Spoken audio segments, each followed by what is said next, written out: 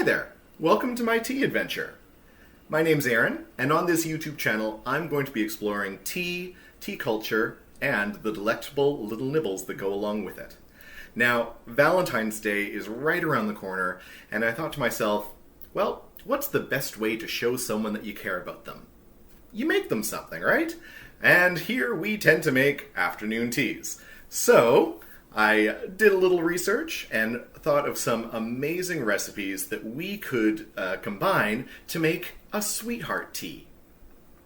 I hope it's going to be fun. I found some great recipes on Pinterest and on the Google, and we're going to try and make those today and see how it goes.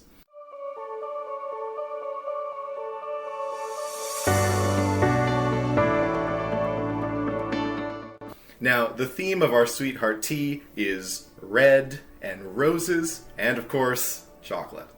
On the menu today, we're going to try 3 sandwiches. We have a salmon salad, we have a radish sandwich, and then we're going to make an open caprese sandwich. Our scones are going to be strawberry scones, and as a sweet, we're going to be making 2 classic afternoon tea sweets, a shortbread cookie with rose and cardamom, and mini chocolate and raspberry cupcakes. It's going to be really exciting. So let's get started. Now, I took my advice from last time, and we're going to be doing a little bit of time traveling in this video. We're making the sandwiches now, but I've already spent some time working on the scones and the sweets last night. But let's get into making the sandwiches. Now, we're going to be starting by toasting the bread for our caprese sandwiches. So what we're going to do, I've pre-cut up some little pieces of bread here, and we're just going to stick them in the oven and broil them for a little bit. Now I'm just going to drizzle them with a little bit of olive oil. Oops. A generous helping of olive oil in that case. Perfect. And they're going to crisp up a little bit while we get some other stuff ready, and then we'll need to let them cool before we actually assemble the caprese sandwiches. Okay, while those are crisping up, we're going to start on our salmon salad. So in this, we're going to put a spoonful of mayo that I'm adding to a pre-flaked pink salmon, a little bit of chopped celery, some lemon zest, just to give it a little bit of lemony flavor, as well as a little bit of lemon juice too. And then finally, we're going to season it with some dill and some salt to taste. Oops. So start with our dill. And I'm going to mix these all together now. And then we'll see how that tastes, and then we'll add salt as needed. Now, I chose the salmon because of its nice, bright pink coloration, and I thought that that would go along with our coloration theme of reds from the strawberries and the radish and the raspberries. There we go. So we've got our salad. Just get a spoon, give it a quick taste, and see if we need to alter it at all.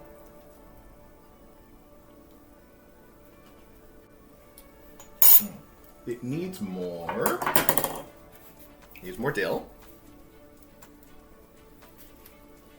And it needs some salt. And I'm just going to put in the rest of the mayo too, because I like mine to be a little bit creamy. There we go. So we'll put this to the side while we start preparing our other mixture. So our next sandwich is going to be our radish sandwich. Now, I am not very familiar with radishes as an ingredient, but I thought that the coloration of this sandwich was really great. So we're going to give it a try. Now this calls for chopped radishes. Add them to our bowl. And then you mix it with some cream cheese and a little bit of butter. So I'll put those in now. Okay, adding our cream cheese in first. And we'll add some butter.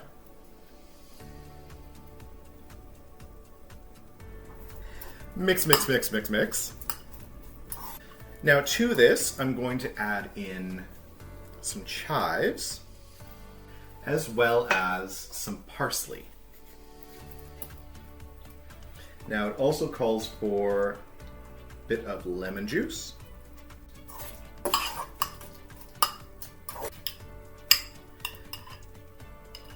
So we have a mixture which, now that I look at it, might have a little bit too much cream cheese in it. I might have been a bit ambitious with that. But we'll give it a try and see how it tastes.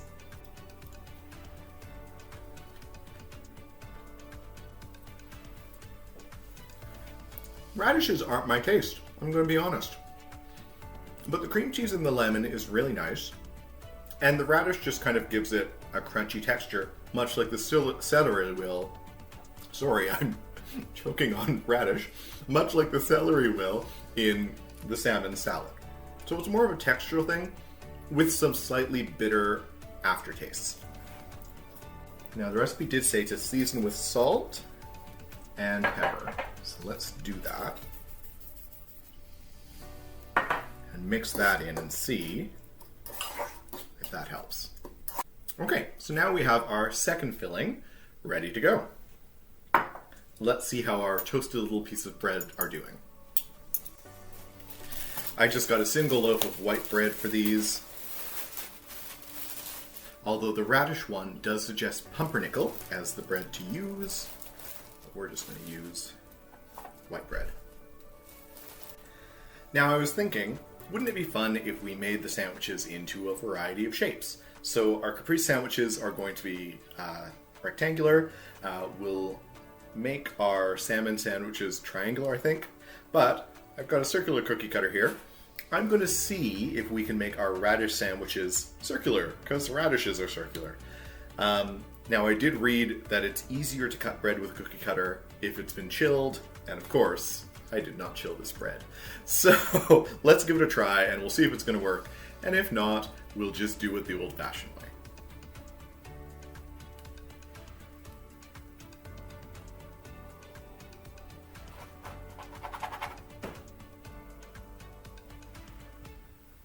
There we go. We're going to try round sandwiches.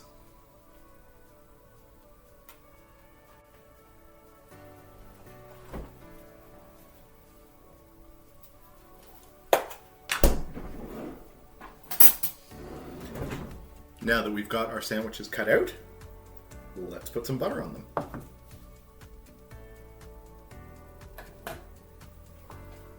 Okay, our bread is buttered. So we're just going to put a little bit of the mixture on to each bread, if it will go. There we go.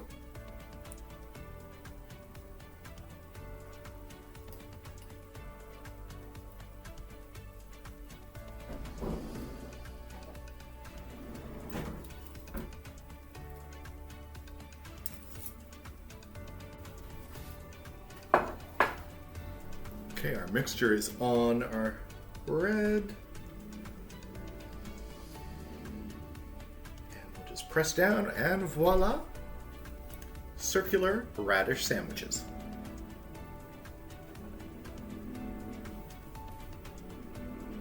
Next, we're going to work on our salmon sandwiches.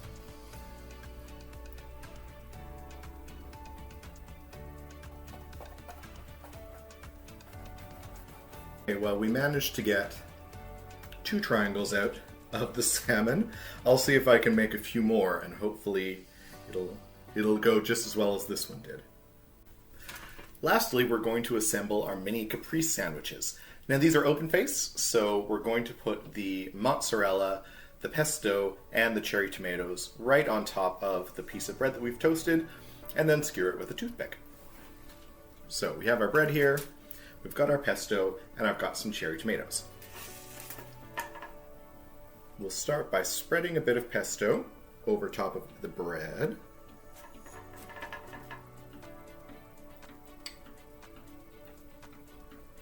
Okay, now that our pesto's on, we're going to top each one with a slice of mozzarella Some of these are very generous slices of mozzarella. And then on top of each of those, we're going to slice a cherry tomato.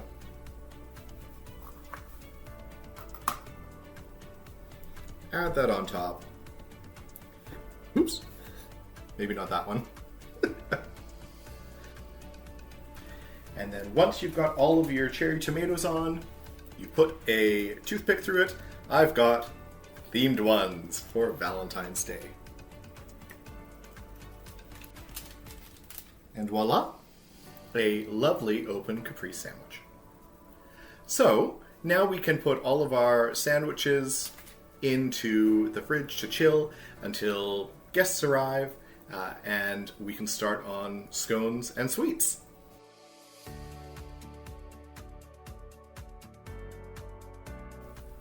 Next, we're going to be making our scones. I'm really excited to try this recipe. It's a strawberry scone recipe, and strawberries is one of my favorite fruit to eat, so I think that it's hopefully going to turn out nice. I was pleasantly surprised with how the last scones turned out, even though it was my first time trying them. So fingers crossed that this one will go just as well. So I've pre-prepped things, and we'll quickly go through the recipe. 2.5 cups of flour, 2 tablespoons of sugar, 1 tablespoon of baking powder, 1/4 teaspoon of salt, 1/2 cup of butter, 1 cup of chopped strawberries, 2 eggs, and 1/2 cup of heavy cream or whipping cream. Now for the strawberries, a lot of the recipes that I looked at made comment that because of how moist the strawberries are, it often made the scones a bit moist after they'd been sitting for a while. And the recipe that I ended up using, which is from Natasha's Kitchen, had a comment that if you put the strawberries, if you slice them and then lay them on some paper towel for about 20 to 30 minutes, it takes away some of the moisture, and then when you mix it in and bake them, that moisture doesn't then transfer into the scone itself. So we're going to start with our dry ingredients. We have our flour here, and we're going to add in our sugar, our baking powder, and our salt. Now to that mixture, we're going to cut in the butter. So I've pre-cubed it a little bit. I'm trying to learn from my past mistakes. And I have a new tool. I have a mixer thing. Seems like something that you would have in Fight Club or something. But I'm hoping that this will help me to mix the dough down into that kind of clumpy granules that I have been instructed to do. Okay. This is definitely a lot easier than trying to use 2 knives.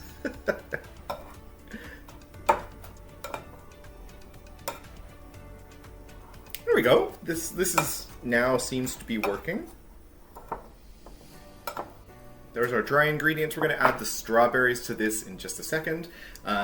In our second bowl, we have our eggs, and we're going to add our 1/2 cup of cream to it. Now, I'm using whipping cream. So heavy cream is sold in the States, but not in Canada. I'm going to add in 1 cup of strawberries.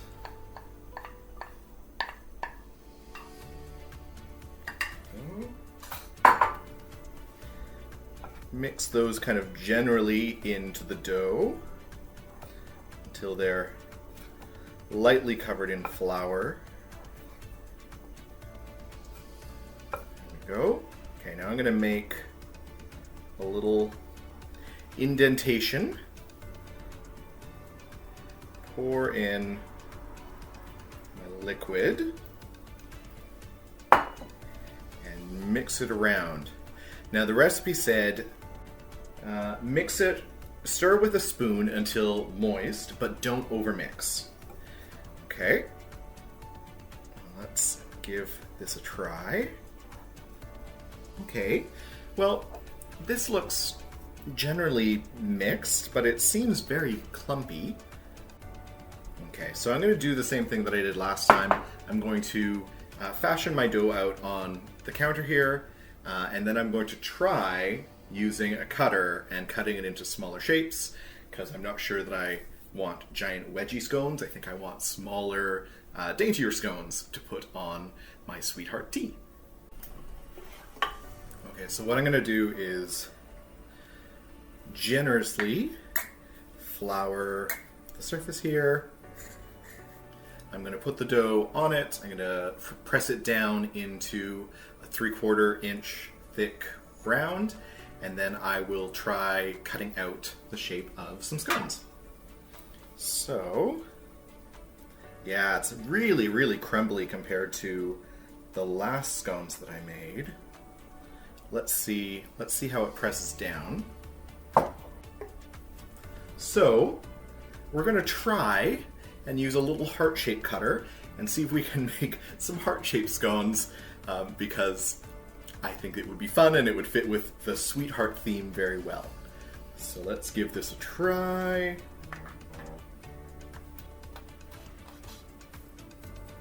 Okay, so we'll just pop it in. We might be cutting a strawberry in half. See if that comes out.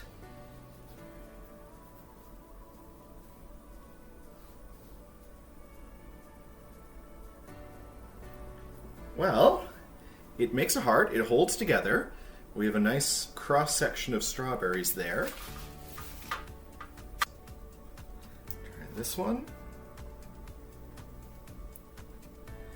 There we go. These might actually work.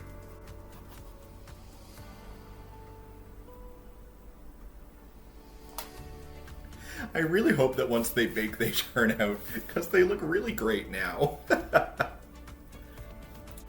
These look very fun, and we're going to bake them for 15 minutes, and hopefully they'll turn out and be delicious looking little heart-shaped scones. Okay, let's give it a try. Okay, so we've just taken the scones out of the oven.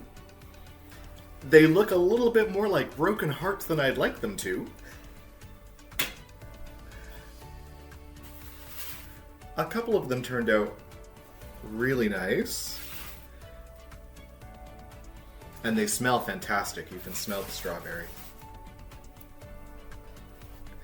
But some of them do look like they need heart surgery. This one turned out particularly well. Maybe I'll take pictures of that one.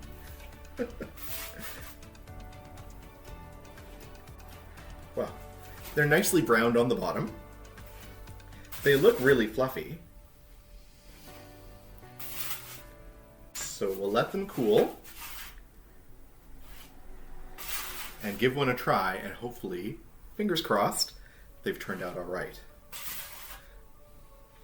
But they are definitely strawberry scones that are shaped like hearts. So they've met the thing that I wanted them to meet, and hopefully they taste good. We'll find out soon.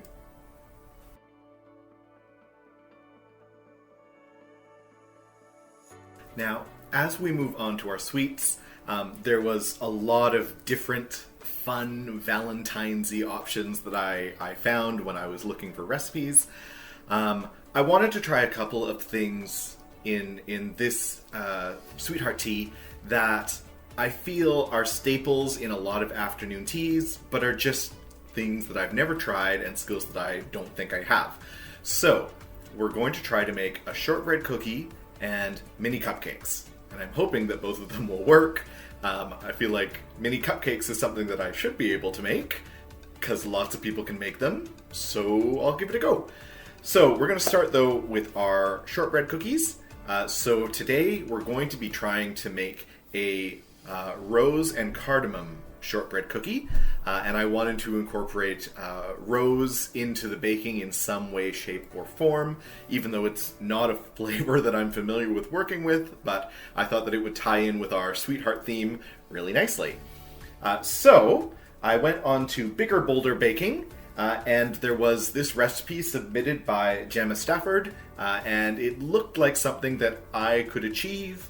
Most of the ingredients were fairly easy to find. We'll get to the one that was not easy to find in just a second. So we're going to give it a try. Now, we have to prep our shortbread dough 2 hours before baking, and we have to chill them in the fridge. So we're going to do that. We'll work on the cupcakes. Hopefully the cupcakes will turn out, and then by the time they're done, we should be ready to take our shortbread dough out of the fridge and put it in the oven and bake our cookies. So let's start our baking adventure for today. So in this recipe we have flour, cardamom, salt, butter, powdered sugar, and then our rose comes from rose water and rose petals, which are more decorative. Gemma does say that if you can't find them, don't worry, the cookies will still taste good, but it's just fun to add them in for a little bit of color. Now, I did not really know that rose petals were edible. I knew that there were edible flowers that existed. I could not tell you what they are, but apparently rose petals are edible and very, very difficult to find. So what I ended up doing was getting some loose leaf rose tea and then using the rose petals from that as part of this. I don't think I have quite as many as I'm supposed to. There's just a wee bit in the bottom of the bowl here. But I'm hoping that it will at least give it a sense of rosiness and a little bit of the floral taste, which these cookies are based on. So we're going to start by adding our flour, our little bit of salt, our cardamom,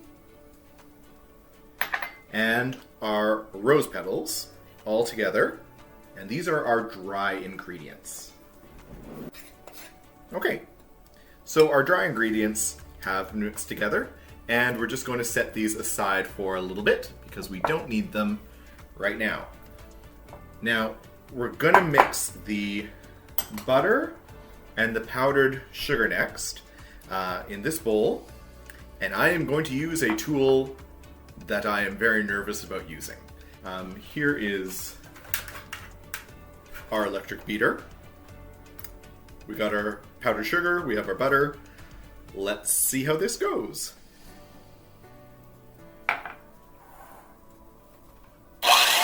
Ah!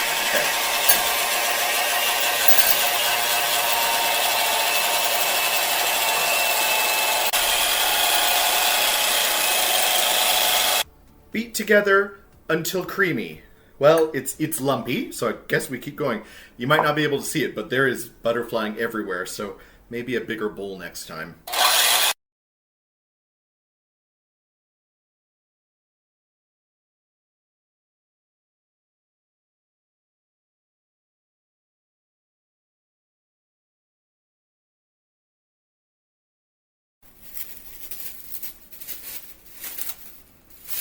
This does not bode well. There we go.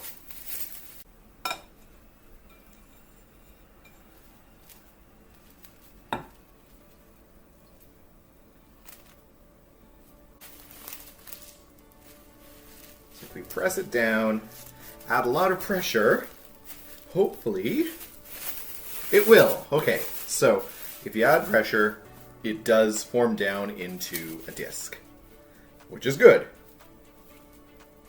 Okay, maybe I'll just put one more thing of cling wrap around this, and then we'll pop it in the fridge, and we'll start on our mini cupcakes. And hopefully not have to use that mixer, but I'm pretty sure that we do, which makes me nervous now that it's broken.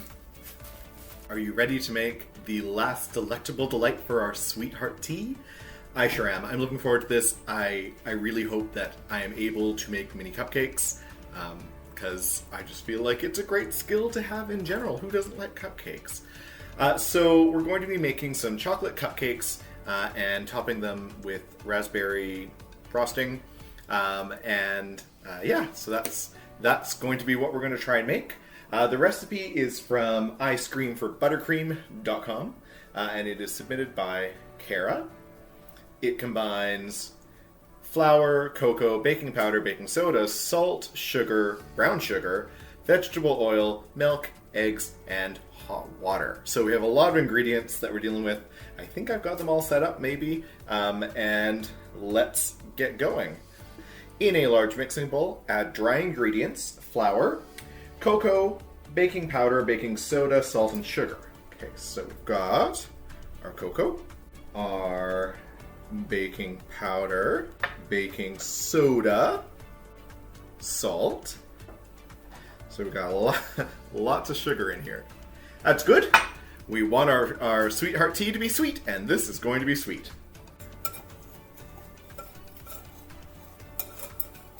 Okay, now we want to add all of our liquid ingredients together. So that would be our oil, our eggs, vanilla extract, and it says not to add the water yet. So we've got our eggs, our oil, and our vanilla extract. It doesn't seem like a lot, but I know that with vanilla extract, a little goes a long way. We need to add all of these together and whisk well. Use our existing whisk. It's like I need to get a second whisk. Make a well in your dry ingredients and add the liquid ingredients. Mix with an electric mixer. While we were gone, I tested the electric mixer. It's dead, completely. So we won't be doing that.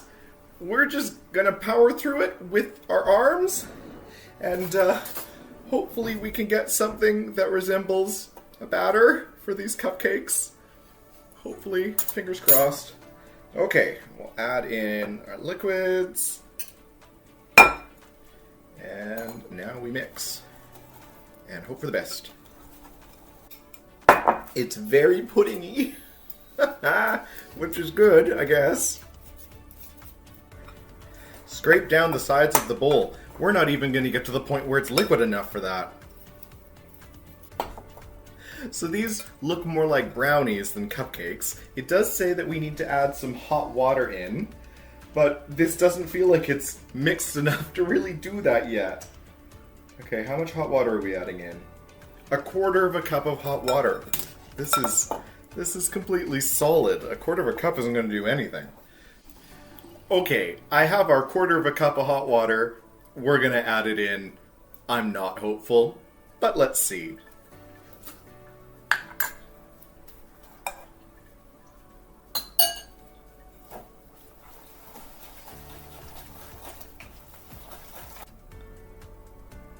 Okay, that looks more liquidy.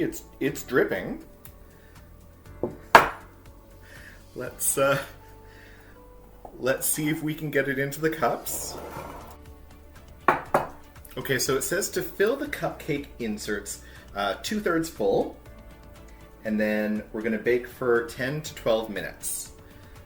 Okay, let's use our mixy spoon here and see if we can put some batter into the cups.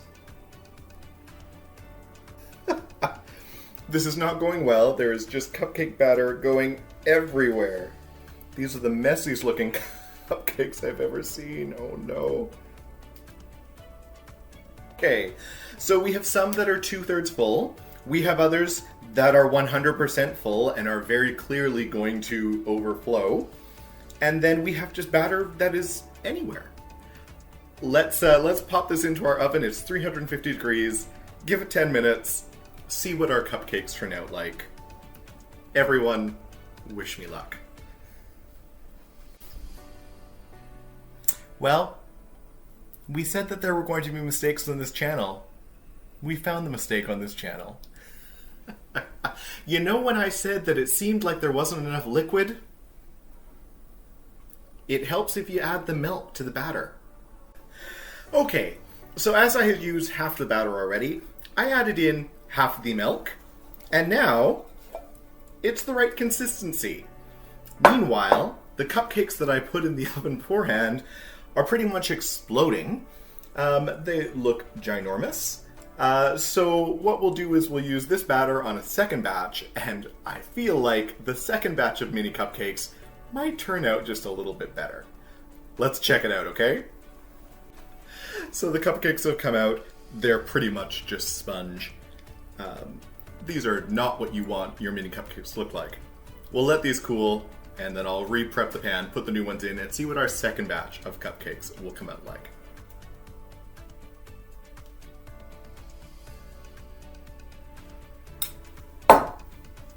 round 2. Let's give it a try. Okay, round 2 looks a little bit more like cake in a mini cup form. It's holding its shape better, which is great. And we'll see what these are like once they cool. Fingers crossed. So I was getting everything prepared to make frosting to put on top of our mini cupcakes, and reading through the instructions, it really requires an electric mixer, which we don't have, because it broke. I'm not sure what we're going to do here. Well, in the olden days, they did not have electric mixers. They did everything by hand. I will try my best. I've softened this as much as I could. Let's see if we can at least make something resembling frosting. We'll give it a go with the hand.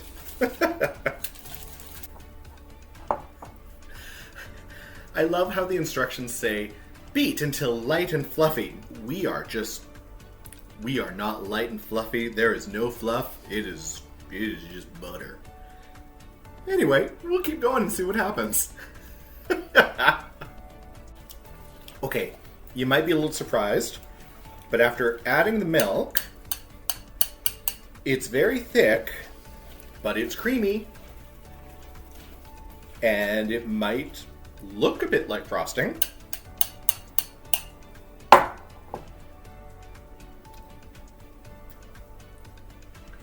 Woo! It's very sweet. But it is frosting. It tastes like frosting. So this might be something that we can put on our cupcakes once they're cooled. Let's see if we can do that. Well, our cupcakes have cooled. Our icing is done, or as done as it's going to be. Let's try decorating our cupcakes and see if we can make them look nice.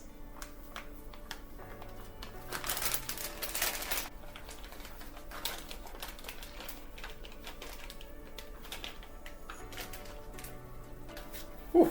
I feel like a professional baker when I do this. I've never really used a piping bag before. I think I need to maybe cut the end off. That might help. If I can... Well, that worked. Nothing to see here. That was all part of the plan. Okay. So we have frosting. Now we're going to pipe onto our cupcakes.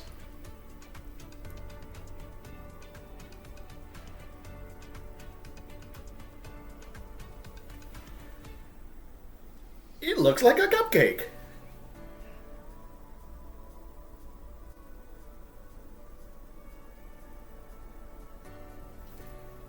Okay. Well, we had lots of buttercream icing. And then on top of each of them, I thought we'd just put a fresh raspberry. Just to finish it off. Voila! We have miniature raspberry and chocolate cupcakes. For the fact that we started off really shaky, these look really nice. I realize that that's very out of focus. Wow, those look edible, dare I say. Okay, the paper pulls off really easily. That's good.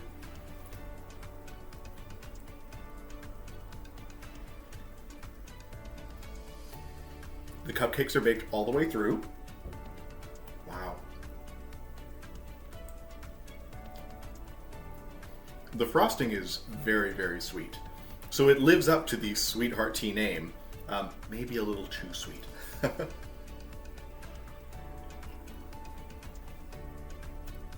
So the cupcakes themselves, the cake, is fantastic. The bottom of it is just full of little air bubbles. It's not too dense, it's very light. It's not overpoweringly chocolate. For the fact that the batter started off really dubious, I have a pile of failed cupcakes over there. These are amazing, they're cupcakes. The icing has a great consistency, just too sweet, and the touch of the raspberry on top is really, really nice. This is something that I would definitely serve to guests, or, someone a little special in my life for Valentine's Day. These turned out great. So now that these are done, we'll put these in the fridge to chill, and we'll bring out our shortbread dough. Remember our shortbread? It feels like years ago that we were working on that, and then chaos happened, and everything went wrong. We're gonna do our shortbread cookies. We're gonna put them in the oven, and then everything will be ready to assemble our Sweetheart afternoon tea. That'll be fun. We've got our shortbread dough here. We're just unwrapping.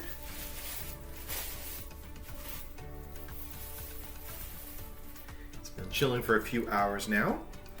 So what we're going to do is we're going to flatten it out on a floured surface and then cut it into circles, and we'll put it on the oven tray and bake it for 20 minutes or something like that, 25 minutes.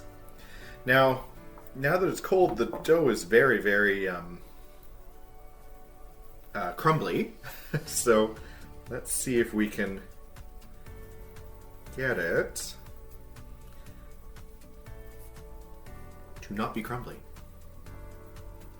I just need a rolling pin.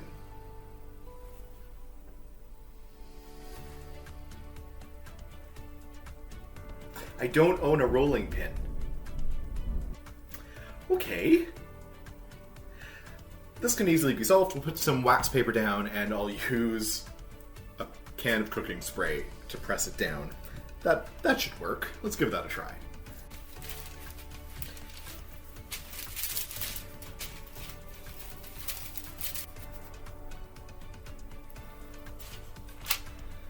Okay, well, it does make a cookie. Now the instructions say that these should be about 1/4 of an inch thick. I think a few of mine might be a bit thinner than that, so we might have some slightly crispy cookies. We have some shortbread cookies. We're going to put these in the oven for 25 minutes now and see how they turn out. Okay, the buzzer just went off. It's time to take our shortbread out and see what it looks like.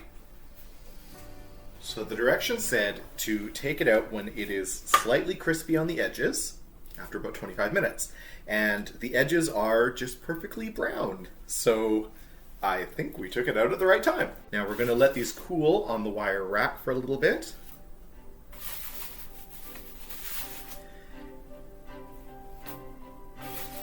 And then we'll be able to assemble our Sweetheart afternoon tea.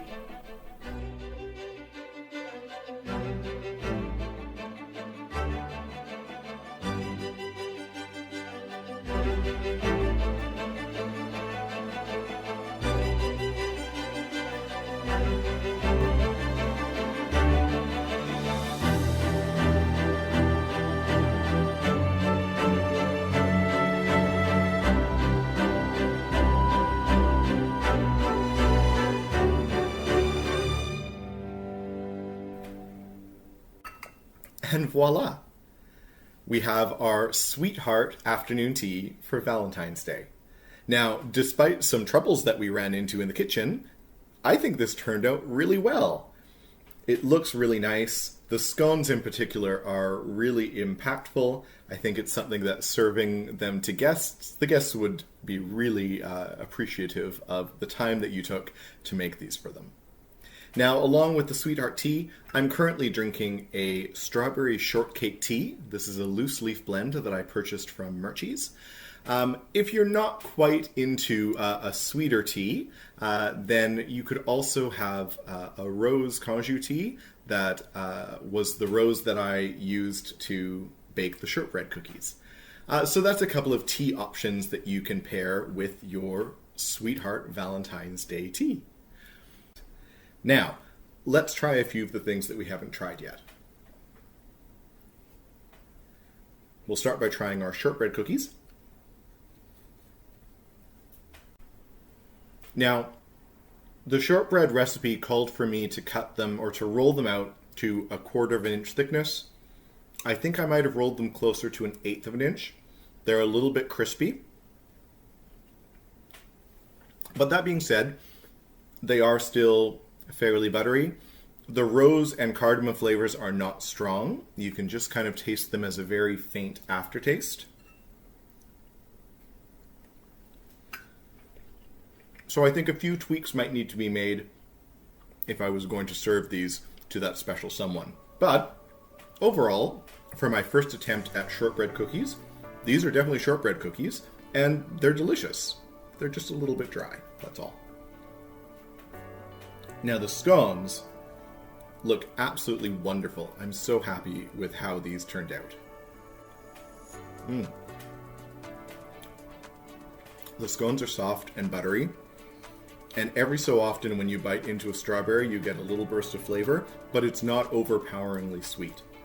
You could still pair these with a jam or a cream, and they wouldn't be too sweet. They're just a really nice balance of savory and strawberry fresh flavor. Now, when we were prepping the food, we had tried our radish sandwich filling and our salmon filling, but we never tried our open-faced caprese mini sandwiches. So let's give these a try and see if they're as delicious as they look.